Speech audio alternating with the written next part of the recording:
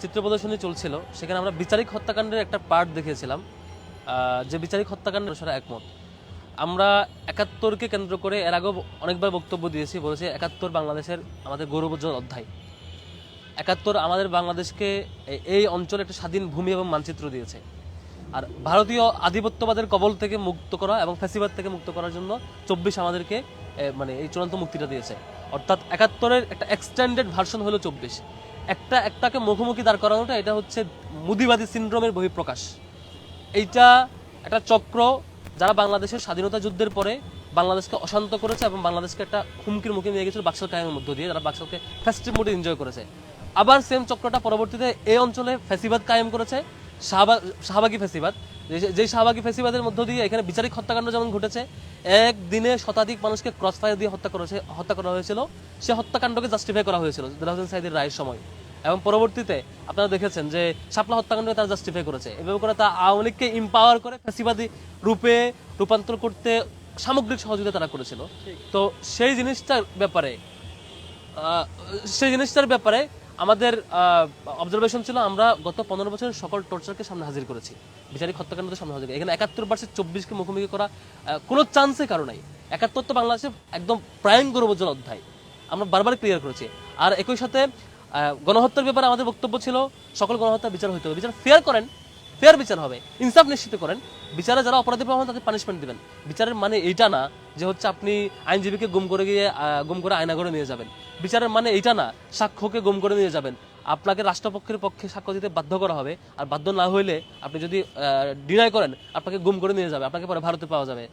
মানে বিচারের পক্ষে এইটা না আপনার ঘন্টার ঘন্টা যে আপনারা নিজেরা আলাপ করছেন, গভর্নমেন্ট গেছে পাগল হইয়া তারা একটা রায় চায়, এবং এই যে কারা কাকে ফাঁসি দেবে সে রেকর্ড ফাঁস হওয়ার পর আপনি স্কাইপ কেলেঙ্কারি দেখেছেন, সবকিছু তখন প্রুফ করেছে এটা বিচারিক হত্যাকাণ্ড ছিল। তখন মির্জা ফখরুল ইসলাম আলমগীর বিবৃতি দিয়ে জানিয়েছিল, বেগম খালেদা যেটা প্রতিবাদ করেছে, আরো সব মানুষ এটা প্রতিবাদ করেছে। আমার দেশে স্কাইপ কেলেঙ্কারির বিশাল রেকর্ড ফাঁস হয়েছিল, এবং 5 তারিখে পরে দেখেছেন সেই সাক্ষীরা যারা বাধ্য হয়ে সাক্ষ্য দিয়েছিল, মিথ্যা সাক্ষ্য দিয়েছিল, সেই সাক্ষীরা এসে বলেছে যে তারা মিথ্যা সাক্ষী দিয়েছে, সাক্ষ্য দিতে বাধ্য হয়েছিল। এই হত্যাকাণ্ডটা আমরা হাজির করেছি। এখন তারা কালকে একটা বাজে ফ্রেমিং করেছে, আমরা নাকি 71কে 24-এর মুখোমুখি দাঁড় করাচ্ছি, 24কে 71 মুখোমুখি দাঁড় করাচ্ছি। এটা মিথ্যা ট্যাগিং। তারা ছাত্র শিবিরকে পাকিস্তানি ট্যাগিং দিয়ে কালকে স্লোগান দিয়েছে, সাদিক কায়েমকে পাকিস্তানি ট্যাগিং দিয়ে স্লোগান দিয়েছে। এরা মূলত হচ্ছে আসলেই কার ছবি টাঙ্গাইছে এটা ইস্যু না, কার ছবি টাঙ্গানো হয়েছে এটা ইস্যু হলে ছাত্রদল গত বছর ডিসেম্বরে যে সালাউদ্দিন কাদের চৌধুরীর ছবি এখানে টাঙ্গানো হয়েছিল বিচারিক হত্যাকাণ্ডের পার্টির সাথে, তখন কেউ বিরোধিতা করে নাই।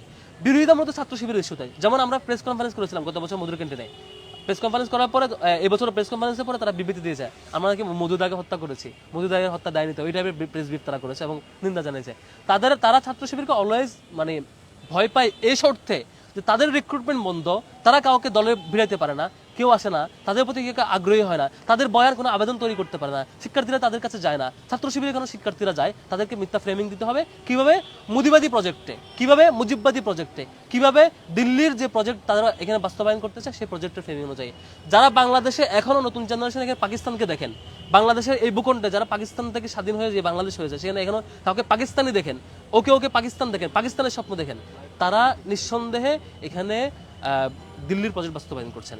এখানে কাউকে পাকিস্তানি ট্র্যাকিং দেওয়া, পাকিস্তানি ফ্রেমিং করা, 71কে 24-এর মুখোমুখি দাঁড় করানো, এই ষড়যন্ত্রকে আমরা বাস্তবায়িত হইতে দিব না, আমরা দিইও নাই। আর যে কোনো ইনসাফের বিপরীত যে কাজ হবে এটার বিরুদ্ধে আমাদের অবস্থান ছিল। 71-এর সকল গণহত্যার বিচার হবে এবং এরপরে সকল গণহত্যার বিচার বাংলাদেশে হবে, কিন্তু ইনজাস্টিস হইলে বা অন্য কোনো ধরনের বিচারিক হত্যাকাণ্ড শিকার হলে সেটার বিরুদ্ধে আমাদের অবস্থান জারি থাকবে। আমরা এবার আজকে যেটা করেছি, শুধু ছবি দেওয়ার পরে যখন তাদের বিরোধিতা ছিল, প্রশাসন সেটা সরিয়ে নেওয়ার চেষ্টা করছে, দাবি করছে, আমরা তাদেরকে নিষেধ করি নাই। তবে আজকে আমরা ডকুমেন্ট শো করেছি যে বিচারিক হত্যাকাণ্ড ছিল। আর 71-এর যদি সুষ্ঠু বিচার হয় হত্যাকাণ্ডের এবং অন্যান্য হত্যাকাণ্ডের বিচার হয়, সেখানে আমরা নিজেরা উল্টো কোঅপারেট করবো, যেভাবে কোঅপারেট করতে হয়। কিন্তু বিচারিক হত্যাকাণ্ড, ক্রস ফায়ার, আয়নাগর, এগুলোর বিরুদ্ধে ছাত্র শিবিরের অবস্থান আগেও জারি ছিল, সামনেও থাকবে। আর যারা শিক্ষার্থী বিচ্ছিন্ন, জনবিচ্ছিন্ন এই অংশটা আপনারা দেখেছেন, 7ই মার্চের শেখ মুজিবকে 15 আগস্টের শেখ মুজিবের রূপান্তর করছিল কারা, জনবিচ্ছিন্নতা রূপ নিয়েছিল কারা, এই নির্দিষ্ট একটা চক্রই যারা বাকশাল কায়েম করে বাংলাদেশকে অস্থিতিশীল করছে, যারা এই আওয়ামী লীগের ভর করে এই ফ্যাসিবাদ কায়েম করে আওয়ামী লীগের চূড়ান্ত রূপ তারা দেশছাড়া করেছে কারা, একটা গ্রুপেই। তারা আজকে যদি বিএনপি ছাত্রদল বা কারোর উপর ভর করে নতুন পয়েন্ট নির্মাণ করতে চায়, তারা তো নিজেরা ডুববে, অন্যদেরকে ডুবাবে। আমাদের ক্লিয়ার বক্তব্য, আমরা আসলে নাম্বার 1 হচ্ছে 71 বাংলাদেশের সবার অর্জন, এটা গৌরবোজ্জ্বল অধ্যায়, এই অঞ্চলের মানুষের অর্জন, আমাদের গৌরবোজ্জ্বল অধ্যায়। এটাকে যদি কেউ মুদিবাদী প্রজেক্টের আওতায় নিয়ে এসে মুজিববাদী স্টাইলে বা হাসিনাবাদী বয়ানে যদি কেউ হাজির করতে চায়, আমরা এটা মানবো না। আমরা ৭১কে আমাদেরই রাখবো, এই জাতির রাখবো, এবং এই গৌরবোজ্জ্বল অধ্যায় আমাদের থাকবে, এবং গণহত্যার বিচার নিশ্চিতভাবে হবে সেটা আশা করছি। আর দ্বিতীয়ত হচ্ছে, আর যে কোনো ধরনের অন্যায়ের প্রতিবাদে যদি কেউ আমাদেরকে মব সৃষ্টি করে, মব সত্যাগ্রহে বাধা দিতে চাই, সেটা আমরা মেনে নেব না। মবের সংস্কৃতির বিলুপ্তি হয়েছে। শাহবাগ 15 বছর চেষ্টা করে তাদের শাহবাগের চূড়ান্ত রূপ ফেসিবাদ কায়েম করে সফল হয় নাই। এই ক্ষুদ্র প্রচেষ্টা দিয়ে, ঠুনকো প্রচেষ্টা দিয়ে এই ধরনের শাহবাগিতা এই অঞ্চলের মানুষ হয়তো সাময়িকভাবে কনফিউজ হইতে পারে, সাময়িকভাবে মিথ্যাচারে কনফিউজ হয়ে যেতে পারে, কিন্তু দীর্ঘমেয়াদে এগুলো ভালো ফলাফল বয়ে আনবে না। অন্যায়ের বিরুদ্ধে আমাদের প্রতিবাদ নিশ্চিত জারি থাকবে। Thank you. গতকাল ছাত্র ইউনিয়নের সভাপতি বলেছেন যে শাহবাগ নয়, শাপলা চত্বরে ফ্যাসিবাদের পদধ্বনি শুরু হয়েছে। এই বিষয়ে আপনাদের অবস্থান যদি বলতেন। কি বলেছে? শাহবাগ নয়, শাপলা চত্বরে 5 মে আচ্ছা, ফ্যাসিবাদের পদধ্বনি শুরু হয়েছে। এটা তো হচ্ছে দৃষ্টতাপূর্ণ মন্তব্য। ফেসিবাদের যে সকল বড় বড় স্টেক হোল্ডার ভিকটিম ছিল, তার মধ্যে শাপলার শেষ শহীদারা, শাপলার আহতরা সব অন্যতম বড় ভিকটিম। তাদেরকে ফেসিবাদের সাথে ট্যাগ লাগানোর দুঃসাহস করা, এটা তো পুরো সত্যকে অস্বীকার করা। বরং যারা সে হত্যাকাণ্ডকে এনজয় করেছিল, হত্যাকাণ্ড বৈধতা দিয়েছিল, তারাই তো আওয়ামী লীগকে ফেসিবাদ বানাইছে। আওয়ামী লীগকে ফেসিবাদ বানানোর যত একাডেমিক বৈধতা দান করা এবং মিডিয়া কেন্দ্রিক বৈধতা দান করা, ইন্টারন্যাশনাল সাপোর্ট অর্জন করানো এবং দেশীয় অঙ্গনে সকল ক্রসফায়ারকে বৈধতা দেওয়া, তারাই দিছিল। এইভাবে অপরাধ পাল্টা ট্যাগিং দিয়ে, পাল্টা বক্তব্য দিয়ে কখনো অপরাধ থেকে আপনারা নিস্তার পাবেন না, এবং এই গণহত্যার বিচার হইতে হবে। যারা এই শাপলা হত্যাকাণ্ডে যারা বৈধতা উৎপাদন করেছিল, যারা সাপোর্ট দিয়েছিল, যারা এই শাহবাগে মব তৈরি করে বাংলাদেশকে অস্থিতিশীল করে শেষ পর্যন্ত ফ্যাসিবাদ কায়েম করে, যারা দিন দুপুরে শতাধিক মানুষকে একই দিনে হত্যা করাকে যারা জাস্টিফাই করেছে, পরবর্তীতে সেই হত্যাকারীরা এটাকে বৈধতা পেয়ে খুশি হয়ে পরবর্তীতে জুলাই আগস্টে এসে হাজার হাজার মানুষকে শহীদ করেছে, এবং সেটাকে যারা এনজয় করেছে, এই দায় এড়াইতে পারবে না, এবং তাদের মতামত উৎপাদনকারীদেরকে এটার পানিশমেন্ট এবং জনতার মুখোমুখি নিশ্চয়ই একদিন হইতে হবে। এখান থেকে তারা কখনোই পার পাবে না, অপরাধ করে পার পাবে না। এখন এগুলো বলে আসলে বাংলাদেশের জনগণকে জনগণের থেকে স্মৃতি থেকে উঠে আসবেন, এটা পারবেন না। মানুষ ভুলে নাই, এই যে খালেদা জিয়াকে ভিকটিম বানানোর পিছনে কারা মেন স্টেক হোল্ডার ছিল, কারা এই বয়ান ন্যারেটিভ তারা করেছে, কারা 28 অক্টোবর আওয়ামী লীগকে এম্পাওয়ার করে লগি বইটা দিয়ে দিন দুপুরে হামলা করে, সেই বাপ্পাদিত্য বসু ছাত্র ইউনিয়নের নেতা, সেই তো লগি বইটা দিয়ে পিটিয়ে হত্যা করে তার উপরে দিন দুপুরে নৃত্য করেছে। এই হত্যাকাণ্ড, দিন দুপুরে লাশের উপর নৃত্য করে, এগুলো কারা করেছে?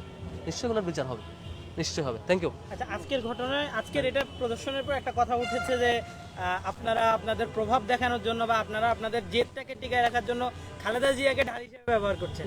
নো জেদ, যেটা সত্য সেটা হাজির করা। আমরা বক্তব্য হাজির করেছি, আমরা আগে সবগুলো ডকুমেন্ট হাজির করি নাই। অনেকেই 71/24 বক্তব্য হাজির করার চেষ্টা করেছে। আমরা 71/24 যে ষড়যন্ত্র, দিল্লিবাদী প্রজেক্ট যে চলছে, সেটা আমরা করতে দেবো না, এটাকে সফল হতে দেবো না। আমরা 71-এর ধারণকারী পরবর্তীতে যারা এই হাসিনার এই বিচারিক হত্যাকাণ্ডের বিরুদ্ধে দাঁড়িয়েছে, তাদের ডকুমেন্টেশন আমরা হাজির করেছি, তাদের এই অভিযোগের প্রেক্ষিতে এটা হাজির করেছি। সাকা চৌধুরীর ছবি প্রদর্শনের জন্য ছাত্রদল প্রতিবাদ বা ক্ষোভ প্রকাশ করতে, জি, এটা নিয়ে সাকা চৌধুরীর সন্তানকে জিজ্ঞেস করবেন। এবং আমরা এটা করার কারণে শহীদ সাকা চৌধুরীর যে সন্তান, তিনি আমাদেরকে ধন্যবাদ জানিয়েছেন। আর আপনারা বলছেন মানে কেউ যদি এটা অন্য বক্তব্য দেয়, এটা ওই যে মানে এটা ছাত্রদলের পুরো অংশ বলছে বলে আমি বক্তব্য দিব না, মানে আমি মন্তব্য করবো না। ছাত্রদলের ছোট্ট একটা অংশ ছাত্রদলের উপর ভর করার চেষ্টা করতেছে, সেই বামপন্থী অংশটা যারা আওয়ামী লীগের উপর ভর করে আওয়ামী লীগের চূড়ান্ত পরিণতি করেছে, তারা ছাত্রদলের উপর ভর করার চেষ্টা করছে। আশা করি ছাত্রদল এই ব্যাপারে সতর্ক থাকবে বলে আমি বিশ্বাস করছি। Thank you. শেষ করতে হবে।